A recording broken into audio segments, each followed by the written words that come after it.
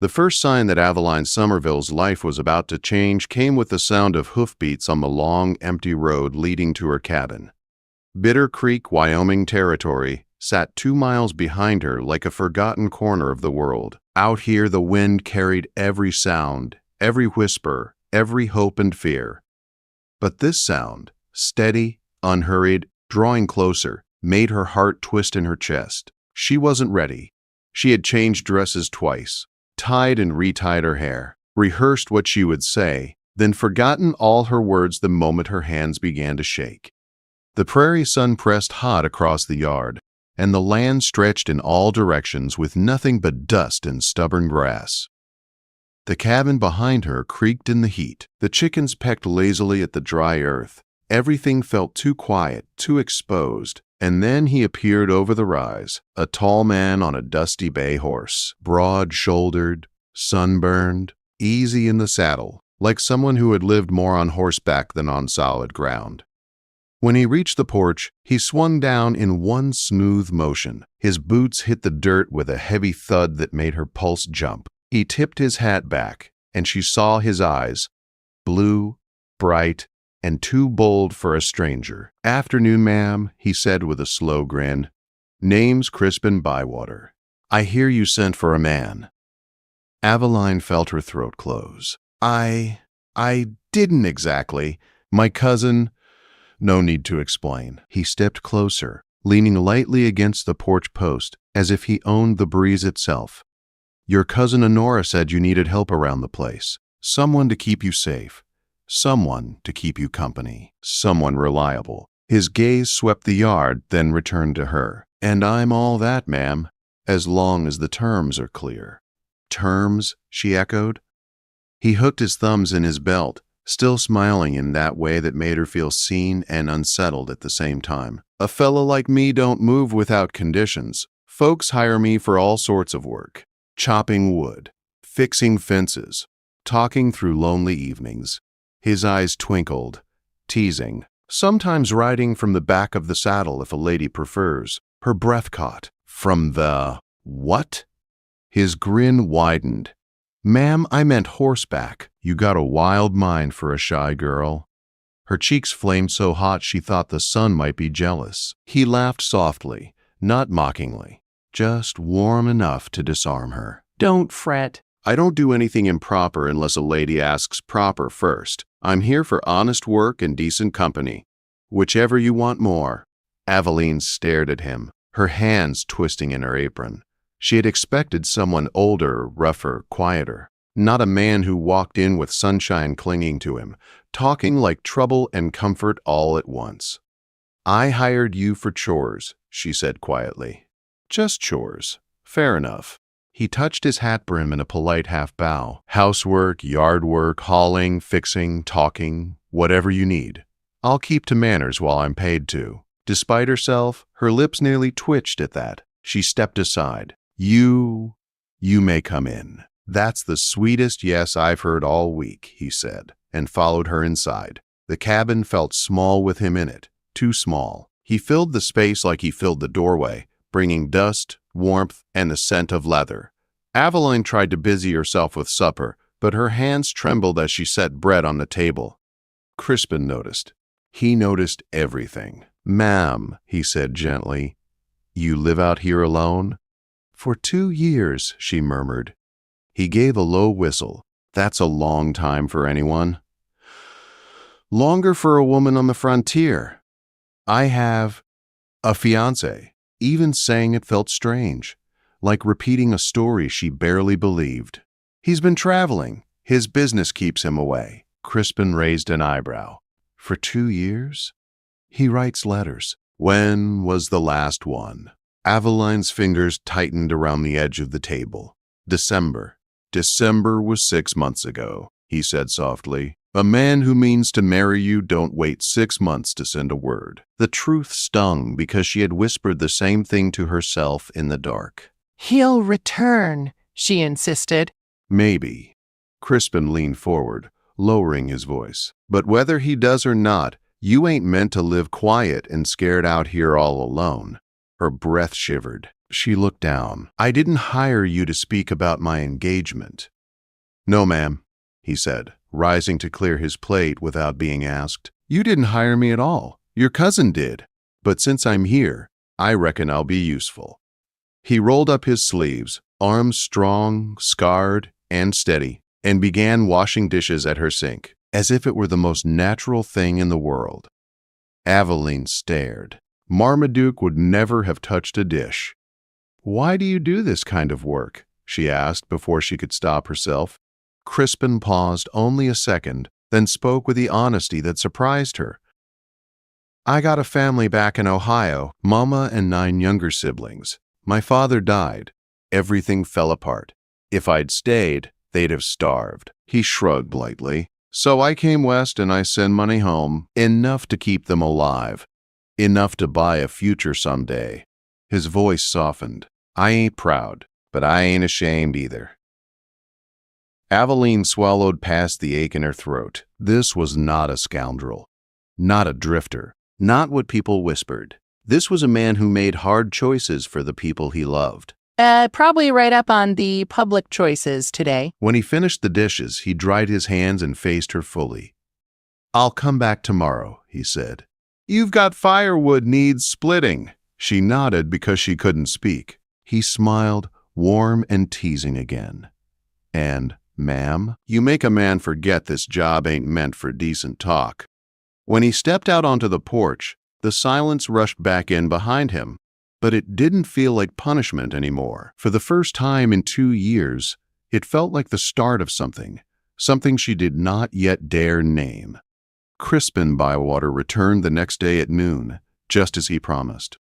The sun hung high over the Wyoming prairie, turning the dry grass almost white. Avaline had tried not to wait by the window, but she found herself drifting toward it again and again. When she finally saw him coming up the road, shirt sleeves rolled to his elbows, hat tipped low, her breath caught before she could steady it. He greeted her with a nod and a grin that felt like warm weather after a long winter. Afternoon, ma'am. Ready to put me to work? She handed him the axe before she could lose her nerve. You can start with the firewood. He swung it easily, the blades splitting logs with clean, confident strikes. Every thud echoed through the yard. Avaline tried to busy herself with chores, but her eyes kept drifting back to him as he worked. Steady, sure, patient. He hummed while he chopped, told small stories between swings, made the work seem almost light. You ever think of leaving this place? He asked during a water break. She shook her head. This is my father's land. It's all I have. You've got more than land, he said gently. You've got time. You've got choices. Avaline tried to laugh. I'm waiting for a man. Crispen lowered the dipper, water still dripping from the rim. A man who don't write, don't give much to wait for. It's not so simple. It never is, he said softly. But he didn't push. He only wiped sweat from his brow and went back to swinging the axe. Day by day he returned, until 2 weeks passed like a quiet miracle. He fixed the barn door, mended the fence, hauled water, cleared brush. And inside the cabin, he filled the silence with life. He told her stories, ridiculous stories, wild stories, stories that made her choke on her own laughter because she hadn't laughed like that in years. Got chased out of a cornfield once, he said one afternoon, hammering a loose board on the porch. A husband come home early, angry fella, didn't appreciate my singing. You sing? Avaline asked. Poorly. Lady paid extra for it, though. I should have charged more for the pain I caused myself. Avaline covered her mouth to hide her smile. He caught her anyway. There it is, he said softly. Your real smile. Her cheeks warmed. She busied herself sweeping the porch, but he had already seen the way her eyes brightened when she forgot she was supposed to be lonely. As summer deepened, Crispen shed his shirt during work. Avaline tried not to look. She truly tried. But his back moved like carved wood, sun marking every muscle and scar. When he caught her staring, he only grinned. You look at me like that, and folks might think you're taking a liking to the view. She fled inside, mortified. He laughed, but not unkindly. Despite all his teasing, he never stepped beyond what she allowed. Not once. He was gentle when she startled, respectful when she pulled back, playful without ever trapping her. Until one quiet evening when he reached over her shoulder to grab a plate from the high shelf. His chest brushed the back of her dress, only lightly, but she froze at the warmth of him. He stopped instantly. "Careful, ma'am," he murmured. "When a woman pours coffee for a man like that, folks might think she's filling more than his cup." Avaline's breath tangled. You are insufferable." "I'm honest," he said quietly, "and if I ever touch you more than this, I'll warn you first, so you can step away, if you want." She turned to him before she realized her mistake. He was closer than she thought, eyes bright and troubled all at once. "I'm engaged," she whispered. "I know," he said, stepping back. "That's why I keep my hands on honest work." That night she didn't sleep well, and the next morning a letter arrived. The handwriting was unmistakable, precise, slanted, formal. Marmaduke Fenwick. Her fiancé. Her promise. Her past. Crispen climbed down from the roof the moment he saw her face. "Good news?" he asked gently. "He's coming back," she whispered. "In 2 months." Something flickered in Crispen's eyes, but he simply nodded. "Then you'll have your answers soon enough." She opened the letter in her kitchen. Read it once, twice, 3 times. It didn't feel like a love letter. It felt like a ledger, a business contract, a reminder of her duty. When Crispen stepped inside, she held the paper with trembling fingers. "He says he'll finalize our engagement." "Finalize?" Crispen echoed. "That's a cold word for a man talking to the woman he wants. It's how he speaks. Does he ask if you're safe? If you're lonely? If you're well?" She looked at the letter again. There was none of that. "He's busy," she whispered. Crispen crouched beside her, his voice soft but steady. "Ma'am, a man who loves you doesn't write like this." Avaline felt tears rise before she could swallow them back.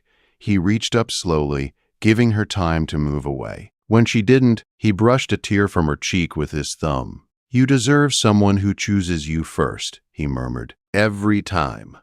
Her breath shuddered. The room felt too full. Her heart felt too loud. She stood abruptly. "I didn't hire you to speak about my engagement." "Then I won't," he said, rising. "But I'll keep coming, long as you need me." And he did. Summer faded into early fall. The nights grew cooler. The prairie turned gold. Avaline threw herself into harvest chores. Crispen stayed by her side, steady as sunrise, until the day a black carriage rolled into the yard. Polished, perfect, out of place. Marmaduke Fenwick stepped down from it, looking every inch the man he was, refined, controlled, distant. His clothes were clean. His boots shined. His smile was practiced. "Avaline," he greeted, taking her hand. "My dear, I told you I would return." The world tilted. The air felt thin, and then the barn door opened. Crispen stepped out, arms full of firewood. He stopped when he saw Marmaduke. Marmaduke stared at him with polite disdain. "You may leave the grounds," Marmaduke said curtly. "We have private matters to discuss." Crispen didn't move. He only looked at Avaline. "You want me to go, ma'am?" Her voice barely followed her thoughts. "Perhaps yes." He nodded once and stepped away, but not before giving Marmaduke a look that said he had measured him and found him lacking. Inside, Marmaduke spoke for almost an hour. About Denver, about investments, about selling her land, about plans he had made without her, about the future he expected her to follow. He never asked how she had lived, how she had survived, how she had waited. When he finally left, she sat trembling, unsure what she was supposed to want anymore. Crispen returned quietly, leaning in the doorway. "You all right?" he asked softly. "I don't know," she whispered. "What did he say?" "That he wants to marry me." "Move me to Denver. Sell this land." Crispen's face hardened. "And is that what you want?" She looked at him, at the man who had made her laugh, who had seen her, who had stayed. "I don't want to leave," she whispered. And you don't have to. Her breath hitched. But I promised him. He broke his promise first. Crispen stepped closer. And you don't owe him your life. Before she could answer, a sharp rattle echoed from the road. Marmaduke had returned sooner than expected, and this time he was furious. He stormed up the steps and pointed at her chest like she had wronged him. You, he hissed, have been keeping company with a man like him? Crispen was there in 2 strides. Say that again, he warned. Marmaduke sneered. He's a hired companion, and she... Crispen didn't punch him. He didn't shout. He didn't touch him at all. He stood tall, steady, and quiet. I'm a man who stayed, he said. That's more than you ever did. The carriage wheels clattered as Marmaduke left in a storm of dust. Avaline watched him go, breath shaking, heart racing. And when the dust settled, she whispered the truth she had been too afraid to face. I want to stop waiting. Crispen looked at her, hope and fear flickering in his eyes. What does that mean, ma'am? It means, she said softly, I want to choose someone who actually chooses me. And then, she asked him something that left him silent, stunned, and breathless. You told me once that you stay when a woman asks. He nodded slowly. Crispen, will you stay for good? His jaw tightened. His breath caught. Ma'am, are you asking what I think you're asking? Avaline swallowed hard. Yes.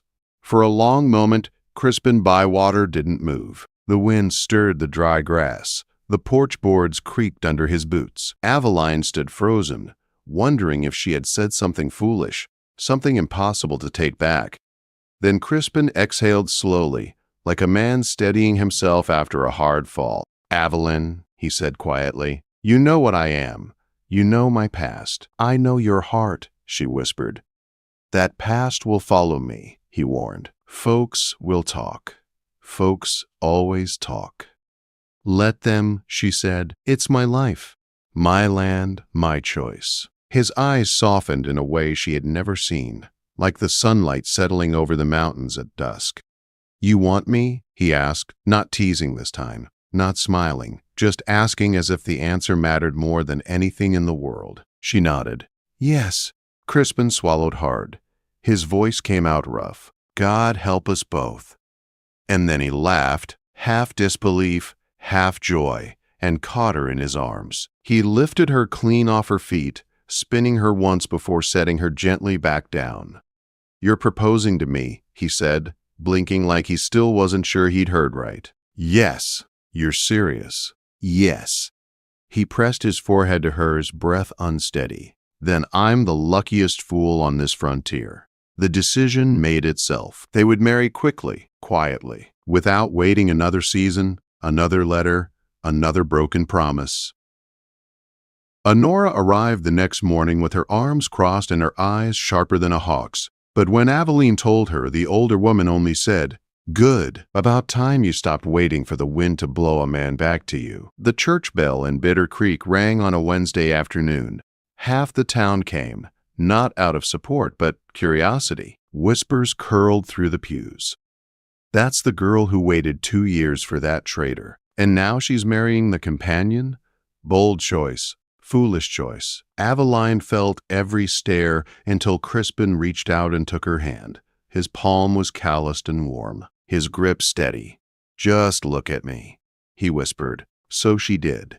They were married in 10 minutes. No choir, no decorations, no fancy dress, just a blue gown she had sewn herself and a groom wearing borrowed clothes that didn't quite fit. But when Crispen leaned in and kissed her, long, warm, certain.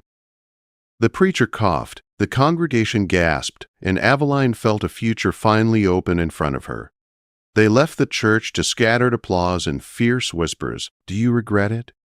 She asked softly as they rode home in her wagon.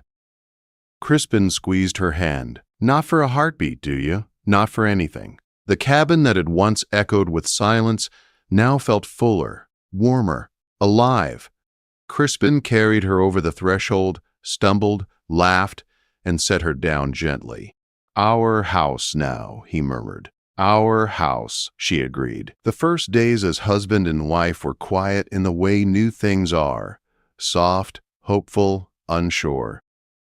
Crispen stopped traveling for work. He put away the life he'd lived before and turned to the land instead. He mended the old barn roof, repaired the wagon, organized the tool shed. He worked beside Avaline without complaint, without pride, and without the teasing he once used to hide his own careful heart. Winter came early that year, and they faced it together, stacking firewood, storing food, patching drafts in the cabin wall. Some nights crisp, cold wind rattled the shutters, but Avaline no longer trembled at every sound. She knew who slept beside her. She knew who would rise if trouble came. She knew she wasn't alone. By spring, the homestead bloomed in ways it never had. A garden twice the size, a new chicken coop, fresh paint on the porch railing. Crispen's laugh filling the yard more often than the wind. They built a life slowly, the way a fence line is built. One board, one nail, one choice at a time. Then, one soft morning, Avaline found herself holding a letter from the general store, Marmaduke's handwriting. She didn't open it. She didn't need to. She placed it in the stove, struck a match, and watched it burn. Crispen came up behind her, wrapping an arm around her waist. "You sure?" "I'm sure," she said. And she was. The years passed. Their home grew loud and busy. 3 children filled their days with laughter, chores, scraped knees, and endless stories. Crispen became a favorite storyteller across 3 counties. Folks paid him to recount tales from his old life, turning scandal into humor and mistakes into lessons. "That shy woman married me," he'd say with a grin, nodding toward Avaline in the crowd. "So the joke's on her now." People laughed. Avaline blushed. The hat filled with coins. They expanded the cabin, planted fruit trees, bought 2 dairy cows. On summer nights, children chased fireflies while Crispen strummed a borrowed guitar, singing off-key. On winter mornings, Avaline baked bread while Crispen read newspaper headlines aloud, stumbling over half the words until she corrected him. Patiently, proudly. They were never wealthy, but they were whole. Many years later, when their children were grown and the prairie had turned golden with age, Crispen and Avaline sat on the porch at dusk. The land stretched wide and peaceful before them. Their home stood solid behind them. Their hard years lived between them. "Do you remember the first thing you ever said to me?" Avaline asked. Crispen grinned. "Do I like it from the back?" She swatted him with her apron. "You nearly scared me to death. You let me stay anyway. I was curious." "You still are." They held hands as the sky turned from peach to purple. Inside, their children argued over chores. The chickens clucked. A cow lowed in the distance. Life hummed around them like a warm heartbeat. "Crispen?" Avaline asked quietly. "Do you think our story will last?" He kissed her knuckles. "A love story that starts wrong and ends right always lasts." She leaned her head on his shoulder. The wind whispered across the fields, carrying with it the memory of a lonely girl and a wandering man who found one another on a dusty Wyoming porch. Their story did last. It lasted in every laugh shared, every storm weathered, every choice made side by side. And when the dust of the past finally settled, Avaline Somerville and Crispen Bywater remained standing together. The shy woman and the bold companion, proving that the truest love sometimes begins with the unlikeliest question.